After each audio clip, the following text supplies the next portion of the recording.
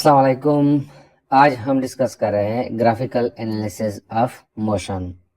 दोस्तों, फिजिक्स में बहुत सारी फिजिकल क्वांटिटीज ऐसी है जिसका एक दूसरे पर इन्हिसार होता है।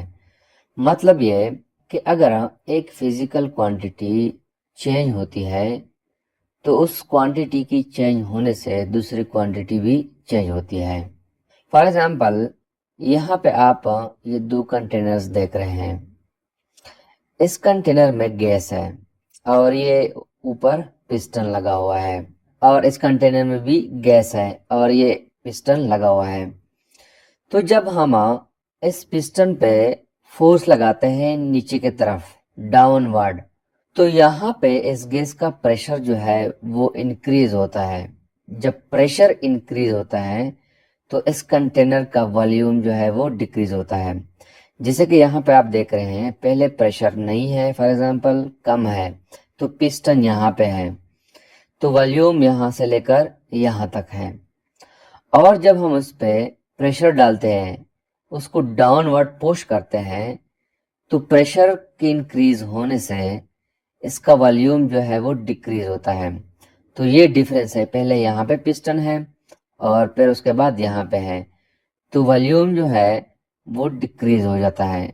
तो इसका मतलब यह है कि प्रेशर चूंकि एक फिजिकल क्वांटिटी है, उसके इंक्रीज होने से वॉल्यूम डिक्रीज होता है।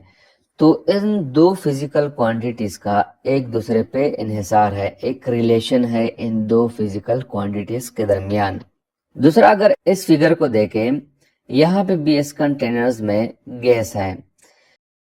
इस कंटेनर के नीचे एक कैंडल लगाया गया है और यहाँ पे ये कंटेनर जो है, इस कंटेनर के नीचे 3 कैंडल्स लगाए गए हैं। तो यहाँ पे जो टेम्परेचर होगा वो कम होगा as compare to this temperature.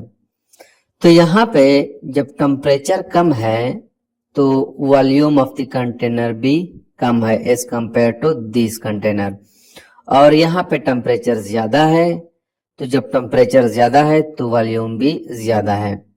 तो इसका मतलब यह है कि टेम्परेचर और वॉल्यूम के दरमियान कुछ रिलेशन है। जब टेम्परेचर इंक्रीज होता है तो टेम्परेचर के इंक्रीज होने से वॉल्यूम भी इंक्रीज होता है, और इसमें कंडीशन यह है कि प्रेशर कांस्टेंट हो। तो यहाँ पे टेम्परेचर और वॉल्यूम के दरमियान एक ताल्लुक है, एक रिलेशन है। तो इस तरह जो है फिजिक्स में बहुत सारी और क्वांटिटीज है जिसका इन्हिसार एक दूसरे पर है। जब एक क्वांटिटी चेंज होती है तो दूसरी क्वांटिटी भी चेंज होती है, या इंक्रीज होती है या डिक्रीज होती है। तो इन फिजिकल क्वांटिटीज के दरमियान इस ताल्लुक को हम ग्राफ के जरिए अच्छी तरह जाहिर कर सकते हैं। तो ग्राफ दो फिजिकल क्वांटिटीज के दरमियान ताल्लुक जाहिर करने के लिए एक मौसर, एक बेहतरीन तरीका है। आज के लेक्चर में हम ग्राफ के बारे में जानेंगे और साथ साथ स्लोप ऑफ ग्राफ के बारे में भी जानेंगे। तो सबसे पहले हम डिस्कशन करते हैं कि ग्राफ क्या होता है। ग्राफ इज ए कर्व और straight line which represents the variation of one quantity due to change in other quantity। Graph जो है या एक कर्व लाइन होती है या एक स्ट्रेट लाइन होती है, जो कि रिप्रेजेंट करती है कि जब एक क्वांटिटी इंक्रीज होती है तो उसके साथ दूसरी क्वांटिटी भी इंक्रीज होती है। इस रिलेशन को रिप्रेजेंट करती है। अब आते हैं कि ग्राफ को हम कैसे ड्रा करते हैं। तो सबसे पहले ग्राफ को ड्रा करने के लिए हमें दो लाइंस चाहिए होते हैं, और वो दो lines perpendicular to each other हो। जैसे कि आपको नजर आ रहा है, ये एक लाइन है, इस लाइन को हम हॉरिजॉन्टल लाइन कहते हैं, और एक लाइन ये है, इस लाइन को वर्टिकल लाइन कहते हैं, और इस पॉइंट को हम ओरिजिन कहते हैं, और यहाँ पे भी इस पॉइंट को हम ओरिजिन कहते हैं। जब इन दोनों लाइंस को हम आपस में इस तरह मिलाए कि इसका ओरिजिन एक दूसरे को इंटरसेक्ट करे, इन ये पॉइंट इस पॉइंट पे आ जाए, तो हमें एक कोऑर्डिनेट सिस्टम देता है। जैसे कि यहाँ पे आपको नजर आ रहा है, ये वर्टिकल लाइन है और ये हॉरिजॉन्टल लाइन है, और ये जो है इसका ओरिजिन है।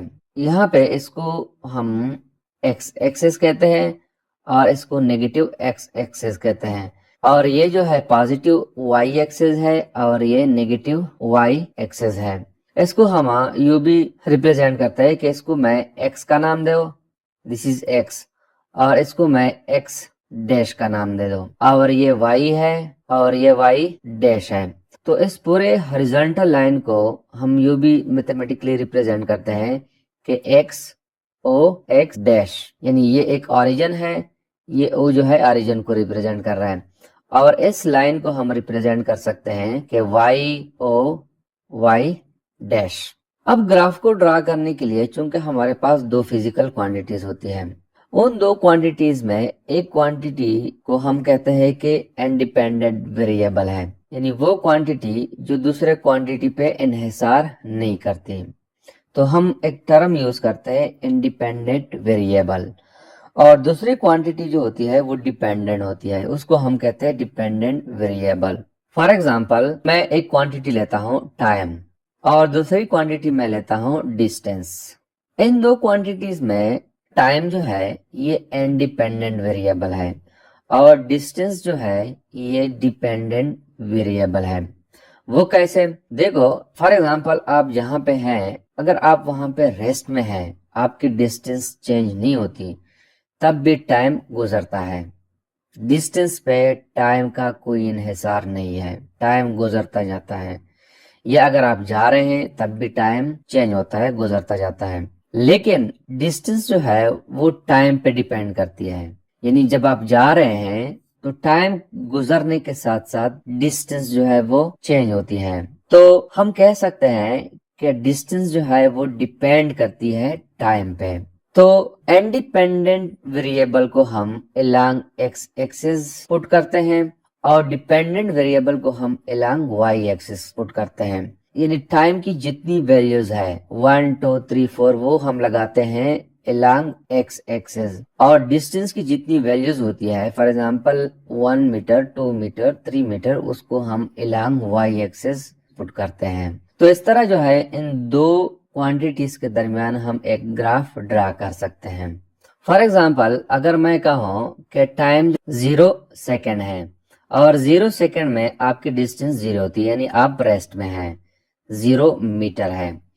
और जब टाइम गुजरता है, फॉर एग्जांपल 1 सेकेंड है, तो 1 सेकेंड के बाद आपकी डिस्टेंस जो है वो चेंज होती है, 0 से 2 मीटर हो जाती है। और जब टाइम 2 सेकेंड हो जाता है तो आपकी डिस्टेंस जो है वो 2 से 4 मीटर तक आ जाती है। अब इन तीन वैल्यूज को हम ग्राफिकली कैसे ड्रा करेंगे? तो जब टाइम 0 है तो डिस्टेंस भी 0 है, तो टाइम चूंकि अलोंग एक्स एक्सिस है, ये टाइम है, और डिस्टेंस जो है वो अलोंग वाई एक्सिस है। तो अलोंग एक्स एक्सिस पे टाइम की वैल्यू जो है वो 0 है। जब 0 है तो ये पॉइंट आ रहा है, और डिस्टेंस की भी वैल्यू 0 है, तो हमारे पास ये पॉइंट बनेगा। जब टाइम 1 सेकेंड है तो डिस्टेंस 2 मीटर है। तो सबसे पहले हम अलोंग एक्स एक्सिस पे जो टाइम है उसकी वैल्यू हम फाइंड आउट करते हैं। 1 सेकेंड ये है और 2 मीटर ये है। तो यहां से मैंने सीधा ऊपर जाना है, इस 2 के बिल्कुल सामने और 1 के सामने मैंने एक निशान लगाना है, जैसे आपको नजर आ रहा है। जब टाइम 2 सेकेंड है तो डिस्टेंस 4 मीटर है, तो 2 सेकेंड ये है और 4 मीटर ये है। तो 2 से ऊपर जाके बिल्कुल 4 के सामने मैंने एक निशान यानी डैश का निशान लगाना है। या अगर टाइम 3 सेकेंड है तो 3 सेकेंड के बाद आपकी डिस्टेंस होगी 6 मीटर। तो इस 3 के बिल्कुल सामने और 6 के सामने मैंने एक निशान लगाना है। अब इन तमाम पॉइंट्स को आपस में मिलाना है, तो हमारे पास जो है डिस्टेंस और टाइम के दरमियान जो ग्राफ बनेगा it will B a straight line, जैसे कि आपको नजर आ रहा है। तो ये जो है एक ग्राफ बन गया बिटवीन डिस्टेंस एंड टाइम। तो इस तरह जो है हम ग्राफ को ड्रा कर सकते हैं। अब हम आते हैं स्लोप ऑफ ए ग्राफ।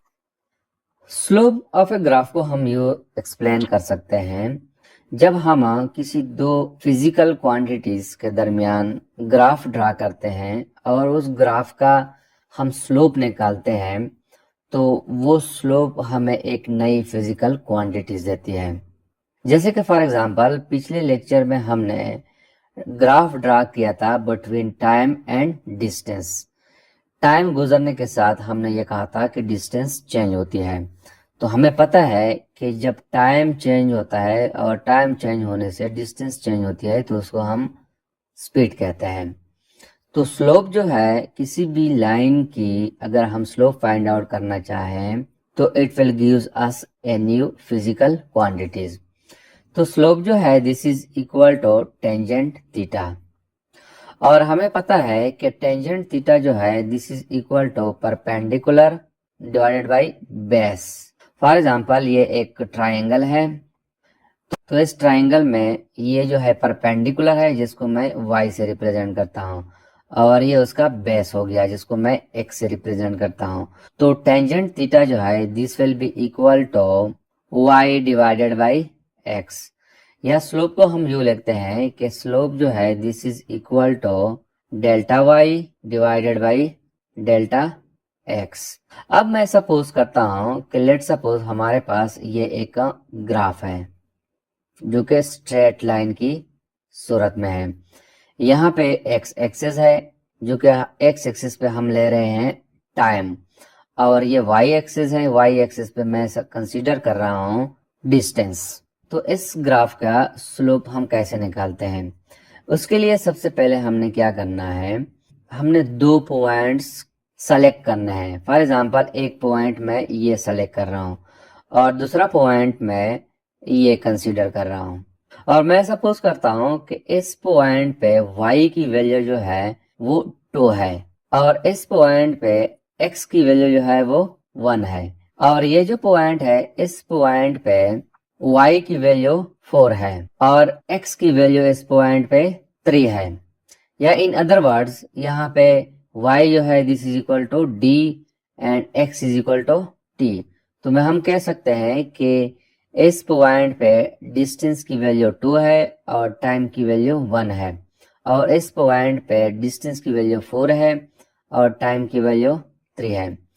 तो इसके बाद हमने क्या करना है कि हमने डेल्टा y को फाइंड आउट करना है, और यहाँ पे जो मैं रिप्रेजेंट कर रहा हूँ डेल्टा y जो है it is also equal to delta d divided by delta t। चूंकि x एक्सिस पे मैंने टाइम लिया हुआ है और y एक्सिस पे मैंने डिस्टेंस लिया हुआ है, तो this is equal to this.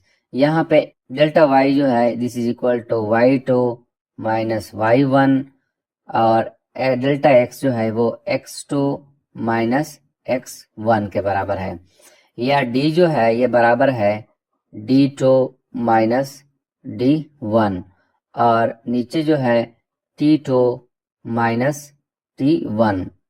तो इस स्लोप को जब हम फाइंड आउट करेंगे तो it will gives us speed, यानी change in distance with respect to time is called speed. तो हम कैसे निकालते हैं, सबसे पहले हमने डेल्टा y को निकालना है और फिर हमने डेल्टा x को निकालना है, या इन अदर वर्ड्स हम कहते हैं कि मैंने डेल्टा d को निकालना है या डेल्टा t को निकालना है। तो डेल्टा y को निकालने के लिए मैंने यहाँ से एक लाइन जो है वो ड्रा करनी है यहाँ 4 तक, और सिमिलरली इस पॉइंट से मैंने एक लाइन ड्रा करनी है 2 तक। तो डेल्टा y जो है यहाँ पे delta y this is equal to, अगर ये पॉइंट 2 जो है ये y1 है और ये 4 जो है ये y2 है, तो delta y will be equal to y2 minus y1, यानी इस पॉइंट और इस पॉइंट के दरमियान difference is equal to delta y। और डेल्टा x को हम यू फाइंड आउट करते हैं कि यहाँ से एक लाइन निकालते हैं 3 तक ले आते हैं और यहाँ से 1 तक ले आते हैं, तो इस 1 और इस 3 के दरमियान डिफरेंस जो है वो डेल्टा x के बराबर है या डेल्टा t के बराबर है।